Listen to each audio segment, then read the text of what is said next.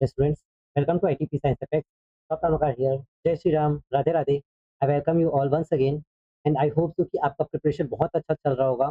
ठीक है, हम लोग ऑलरेडी आपके टीचिंग एप्टीट्यूड के लिए हर चीज़ करते आ रहे हैं. तो आज हम लोग यूनिट 3 का क्वेश्चन प्रैक्टिस करेंगे. तो आई होप सो कि आपने ये चैप्टर्स को है जो अच्छे से पढ़ चुका होगा. ठीक है, और जिन्होंने नहीं पढ़ा है वो ज़रूर से उसको रिवाइज कर लीजिएगा. तो first of all just tell me कि आपका प्रिपरेशन चल कैसे रहा है. कि टाइम बहुत पास आ चुका है तो बहुत लोग को स्ट्रेस हो रहा होगा, बट स्ट्रेस होने की ज़रूरत नहीं है, बहुत रिलैक्स होके करो, ये इतना भी टफ एग्ज़ाम नहीं है, ठीक है? और अगर किसी को अभी भी डाउट हो तो आप हमारे कमेंट सेक्शन में बोल सकते हो, अगर आपको कुछ लगता हो, आप हमारे आईटीपी साइंस एपेक्स जो चैनल है, आप उसमें हमसे कॉन्टैक्ट कर सकते हो।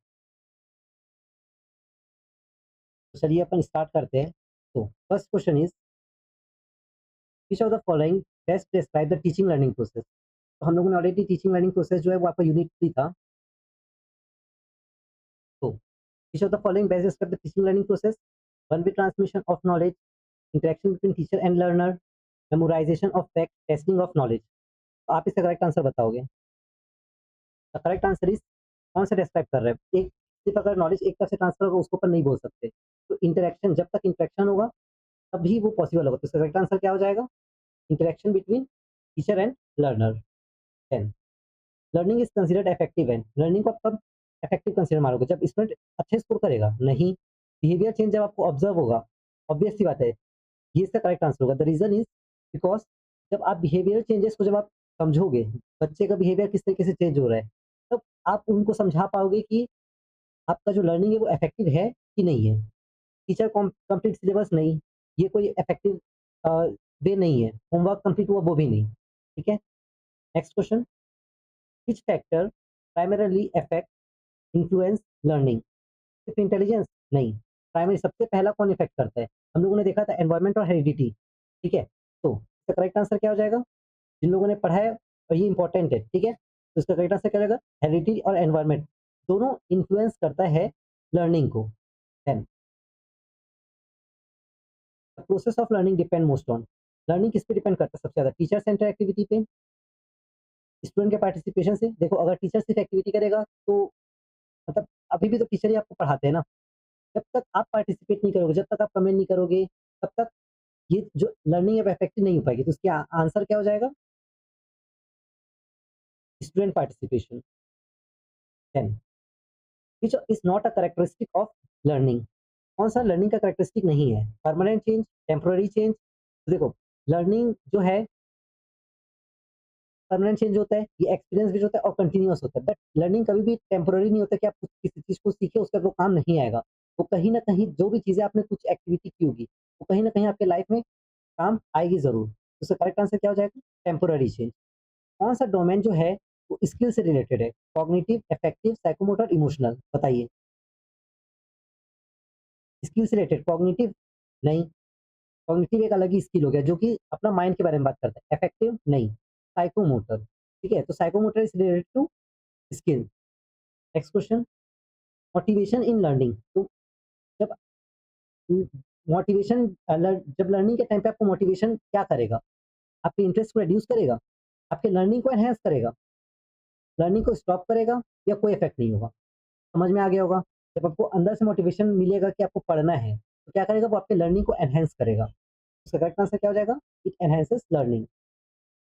कौन सा लर्निंग थ्योरी जो है वो फोकस करता है स्टिमुलस रिस्पॉन्स पे? ये मैंने आपको ऑलरेडी बताया है. तो बताओ, स्टिमुलस रिस्पॉन्स पे कौन सा फोकस करता है? Constructivist approach. ठीक है. करेक्ट आंसर क्या है? कंस्ट्रक्टिविस्ट. ये भी इंपॉर्टेंट है. ये भी सिंपल सिंपल क्वेश्चंस चल रहे हैं. देन रीइंफोर्समेंट, तो मैंने आपको बहुत अच्छे से बताया था. वो स्लाइड अगर आपने देखा होगा तो रीइंफोर्समेंट किससे रिलेटेड है? रीइंफोर्समेंट बिहेवियरिज्म से रिलेटेड होता है. Learning by doing is given by, तो ये भी हम लोगों ने पढ़ा है. Idealism, pragmatism, realism, naturalism. तो इसका करेक्ट आंसर होगा प्रैग्मेटिज्म. लर्निंग बाय डूइंग जो है वो प्रैग्मेटिज्म से लिंक होता है. ये आप अच्छे से याद रखिएगा, ये नया कॉन्सेप्ट है. हम लोगों ने सिर्फ ये देखा कि लर्निंग बाय डूइंग. आपको ये भी पूछ सकता है गिवन बाय कौन सा? फिलोसॉफिकल, जब आप फिलोसॉफिकल नॉलेज पढ़ोगे तो उसमें आपको आइडियलिज्म के बारे में, रियलिज्म के बारे में, नेचुरलिज्म के बारे में, प्रैग्मेटिज्म के बारे में आपको पढ़ना होगा. ठीक है, तो लर्निंग बाय डूइंग किसमें दिया है? प्रैग्मेटिज्म में. ठीक है. इसके बहुत सारे कॉन्सेप्ट अगर आप देखोगे तो इसका बहुत डिटेल में पढ़ना होता है। फिलहाल के लिए आप इतना याद रखना, लर्निंग बाय डूइंग जो है वो प्रैग्मैटिज्म से दिया गया है। तो ये भी इंपॉर्टेंट क्वेश्चन है। Then which is learning centred approach? Learning centred approach कौन-सा है? Lecture, discussion. Discussion is a learner centred. ठीक है, जब आप डिस्कस करोगे तो वो लर्नर सेंटर्ड होगा। डिक्टेट करोगे टीचर सेंटर्ड है। एक्सप्लेन करोगे टीचर सेंटर्ड है। लेक्चर दोगे it is a teacher centred. Feedback in teaching learning helps to. क्या होगा? जब आप टीचिंग लर्निंग करते हो, तो उसमें जब आप फीडबैक देते हो, जैसे बहुत सारे बच्चे फीडबैक देते हैं कि सर आप ये कर कीजिए, आप ये कीजिए, ठीक है? तो उससे क्या होता है? क्या लर्निंग का डिले होता है? नहीं। परफॉर्मेंस इंप्रूव होता है? हाँ। आपका भी परफॉर्मेंस इंप्रूव होता है और हमें भी एक प्रॉपर गाइडेंस मिलता है कि हमको आप बच्चों को चाहिए क्या? Isn't it? देन देखो बेटा, डरने की ज़रूरत नहीं है। अगर बहुत सारे कॉन्सेप्ट्स ऐसे हैं जो नए-नए यहाँ पर दिख रहे होंगे और इसीलिए हम ये सब क्वेश्चन प्रैक्टिस सेशन लाए हैं, ठीक है? और आपको हो सकता है एग्ज़ाम में नए-नए क्वेश्चन्स और मिलेंगे। बट आप काम माइंड से सोचोगे ना तो आपके आस-पास जो कॉन्सेप्ट्स होंगे ना उसी से आपके आंसर्स बन जाएँगे। हमने जो प्रोवाइड किया है उसमें बेसिकली वो सब चीज़ें प्रोवाइड की है जो एक नया कॉन्सेप्ट होता है। ठीक है? अब जैसे which is the most active form of learning? अब मैं इसको अगर अपने लेक्चर में बताता भी तो भी क्या ही हो जाता? ये तो सबको पता है। मोस्ट एक्टिव फॉर्म कौन-सा है? लर्निंग बाय डूइंग, है ना? तो ये सब ऐसी-ऐसी चीज़ें होती है जब आपको ज़रूरी नहीं कि आपको बहुत सारे क्वेश्चन सॉल्व करने की ज़रूरत, क्वेश्चन को सॉल्व करने की ज़रूरत है। बट हम जितना करा रहे हैं उतना मोर देन सफिशिएंट है अभी। ठीक है? क्योंकि आप एक मु मुझ मैं समझता हूँ कि आपके पास 1 महीने से कम टाइम बचा था तब आप प्रिपरेशन स्टार्ट किए हो और इस एग्ज़ाम को इतना कोई सीरियस नहीं लेता, वो भी मुझे पता है। ठीक है? But that's fine. ठीक है? आप ये एग्ज़ाम दे रहे हो, आप आराम से काम माइंड से दोगे, आप अच्छे से निकाल लोगे। कोई डरने की ज़रूरत नहीं है। Now transfer of learning means transfer of learning मतलब क्या होता है? प्रीवियस नॉलेज को और भूल जाना, applying knowledge in a new situation, content को मेमोराइज़ करना, कि टीचिंग अदर्स दूसरे को पढ़ाना। ट्रांसफर ऑफ लर्निंग मतलब क्या होता है? तो तो ट्रांसफर ऑफ लर्निंग मैंने आपको ऑलरेडी जब मैं कंस्ट्रक्टिविस्ट अप्रोच बताया था टीचिंग लर्निंग प्रोसेस यूनिट 3 में, तो मैंने आपको ऑलरेडी ये चीज़ बताया था। तो इसका करेक्ट आंसर क्या हो जाएगा? Applying knowledge in a new situation इसको बोलेंगे। देखो, अक्सर बच्चे क्या करेंगे ट्रांसफर ऑफ लर्निंग है, तो दूसरे को सिखाना इज़ ट्रांसफर ऑफ लर्निंग। बेटा ये नहीं होता। आप जो चीज़ें सीखे हो उसको उस कॉन्सेप्ट को आपको न्यू चीज़ों में अप्लाई करना है, इसका मतलब होता है ट्रांसफर ऑफ लर्निंग। ठीक है? Then which is essential for meaningful learning? Meaningful learning के लिए कौन-सा एसेंशियल मेथड है? Rote memorization? नहीं, आप रट्टा मार के कुछ नहीं कर सकते। Prior knowledge? Yes, of course. Prior knowledge जब आपका होगा, तो वो एक मीनिंगफुल लर्निंग होगा। पनिशमेंट और स्ट्रिक्ट डिसिप्लिन नहीं हो सकता। ठीक है? ये सब रिइंफोर्समेंट में आएगा। Now which theory emphasise internal mental process? कौन-सा थ्योरी जो है, वो बताता है इंटरनल मेंटल प्रोसेस के बारे में? अब नाम से ही समझ में आ रहा है, अगर मेंटर बोल रहा है तो मेंटर में आपको डायरेक्टली चले जाना है कॉग्निटिव में। ठीक है? बहुत सिंपल सा क्वेश्चन था। इनसाइट लर्निंग, तो insight learning was proposed bye, ये सब आई थिंक सो आपने पढ़ा होगा और नहीं भी पढ़ा है तो कोई दिक्कत नहीं है, लेकिन मैंने आपको बताया था बीएफ स्किनर जो है वो कंडीशनिंग थ्योरी को दिए थे। ठीक है? तो इसका करेक्ट आंसर है कॉलर। ठीक है? Insight learning was proposed by Kohler. ठीक है? याद रखिएगा, insight learning was proposed by Kohler. ठीक है? Which factor affect individual differences in learning? कौन सा फैक्टर है जो अफेक्ट करता है इंडिविजुअल डिफरेंस इन लर्निंग में बोल रहा है? इंटेलिजेंस के बेस पे अपन वो कर सकते हैं? नहीं। मोटिवेशन बेसिकली देखो, व्हिच फैक्टर अच्छा क्वेश्चन है ये। कौन सा फैक्टर जो है वो अफेक्ट करता है इंडिविजुअल डिफरेंस? तो इंडिविजुअल डिफरेंस वाला जो टॉपिक जो था, साइड में जो मैंने आपको बताया था, उसमें क्लियरली मेंशन था इसके कौन-कौन से फैक्टर्स थे। इंटेलिजेंट भी होता है, मोटिवेशन भी होता है, इंटरेस्ट भी होता है। तो इसका करेक्ट आंसर क्या हो जाएगा? All of the above. ठीक है? The role of teacher in constructivist is, teacher act as a facilitator. मैंने आपको बार-बार ये चीज़ें बताई थी। टीचर जो है वो कैसे एक्ट करता है? फैसिलिटेटर की तरह। Next question, spiral curriculum is associated with, spiral curriculum ये भी मैंने आपको बताया था। स्पाइरल करिकुलम किसने दिया है? ब्रूनर ने। देखो, ये जो कॉन्सेप्ट है ना, नेम जो है वो काफ़ी इंपॉर्टेंट होता है, तो आपको ये सब चीज़ें पता होनी चाहिए। जैसे एक क्या हो गया, अगर आपका एक ये क्वेश्चन था, कॉलर ने इनसाइट लर्निंग, ठीक है? आपको लास्ट में फिर से पूछूँगा, आप बताइएगा। कॉलर ने इनसाइट लर्निंग, देन आपका एक क्वेश्चन क्या हो गया, स्पाइरल करिकुलम किसने दिया था? ब्रूनर ने। ठीक है? ज़ोन ऑफ प्रॉक्सिमल डेवलपमेंट ये किसने दिया था? वाइगोत्स्की ने। ये सब ऑलरेडी हम लोगों ने डिस्कस कर चुका है। ठीक है? Zone of proximal development is given by Vygotsky, और ये जो साइंटिस्ट के जो वर्ड है ना, उससे भी क्वेश्चन्स आते हैं। तो इसको आप ध्यान से याद रखिएगा। Zone of proximal development was given by Vygotsky.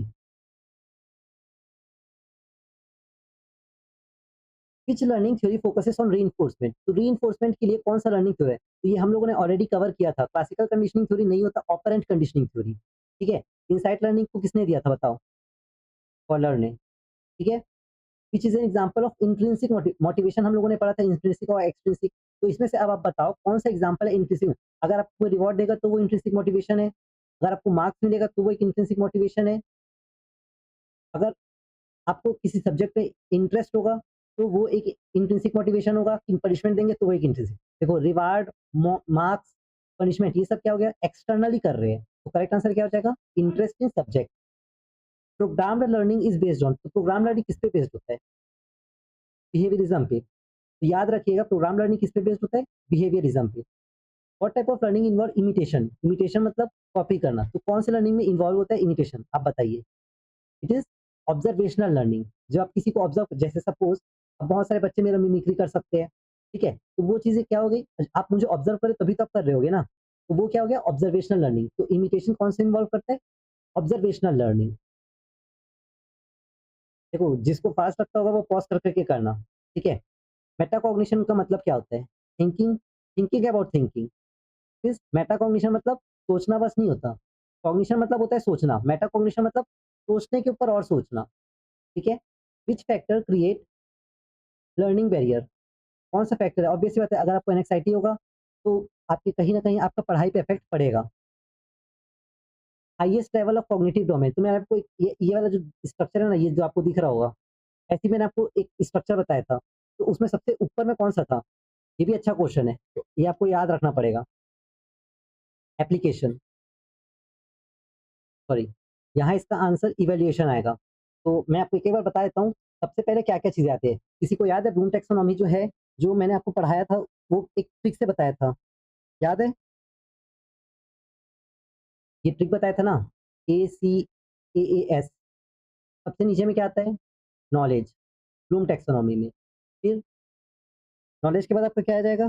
Comprehension, क्या आता है? कॉम्प्रिहेंशन। फिर ए से क्या आएगा बताओ? बताओ? एप्लीकेशन, देन एनालिसिस, देन आपका एस से और क्या आ जाएगा? Synthesis, then evaluation. सबसे हाईएस्ट कौन सा आ रहा है? इवैल्यूएशन। और सबसे लोएस्ट कौन सा आ रहा है? नॉलेज। तो नॉलेज फिर कॉम्प्रिहेंशन, केसी, एएएसई, ठीक है?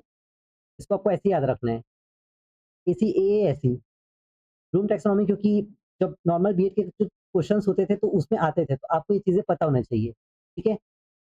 ब्लूम टैक्सोनॉमी का सबसे नीचे में क्या आता है? Knowledge and comprehension, knowledge, comprehension, application, analysis, synthesis, evaluation, ठीक है? कंटीन्यूअस इवैल्यूएशन किसमें हेल्प करता है? Continuous evaluation helps in monitoring the progress. Finally last question है हमारा, इफेक्टिव टीचिंग लर्निंग प्रोसेस क्या एक्वायर करता है? टीचर का एफर्ट, स्टूडेंट का effort, interaction between teacher and student. Obvious सी बात है, नाम से ही समझ में आ गया, interaction between teacher and learner. तो आई होप तो कि आपने, आई थिंक 12 मिनट का ये कोई लेक्चर है ना? ओके, मतलब 15 मिनट आप मान सकते हो। तो आई होप तो कि आपने इस 15 मिनट में 30 क्वेश्चन अगर अभी आपने सॉल्व किए हैं, कोई बात नहीं, गलती होता है, ठीक है? बहुत सारे कॉन्सेप्ट यहाँ पर ऐसे थे जो आपको नए सीखने को मिले, इसीलिए हम नए-नए क्वेश्चंस लाते हैं, ठीक है? एंड आपने बहुत एन्जॉय किया होगा, आपका कॉन्सेप्ट बहुत क्लैरिटी के साथ और अच्छा हुआ होगा। And best of luck for your exam. कोई भी आपको डाउट होता है तो आप ज़रूर से कमेंट कीजिएगा, ठीक है? राधे, राधे।